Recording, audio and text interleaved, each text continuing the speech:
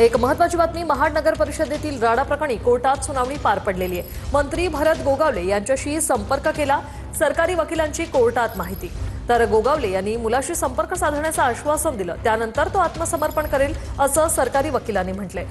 सरकारी वकिलांची मुंबई उच्च न्यायालयात ही माहिती। सरकारी वकिलांच्या विनंतीनंतर मुंबई उच्च न्यायालयाने सुनावणी पुढे ढकलली। मात्र उद्या सुनावणी सुरू होण्यापूर्वी आत्मसमर्पण करण्यास सांगण्याचं मुंबई उच्च न्यायालयाचे आदेश आहेत। उद्या सकाळी 11 वाजता पुन्हा सुनावणी होणार आहे। गोगावलेंनी मुलाशी संपर्क साधल्यानंतर आत्मसमर्पण करेल असं सांगितलंय।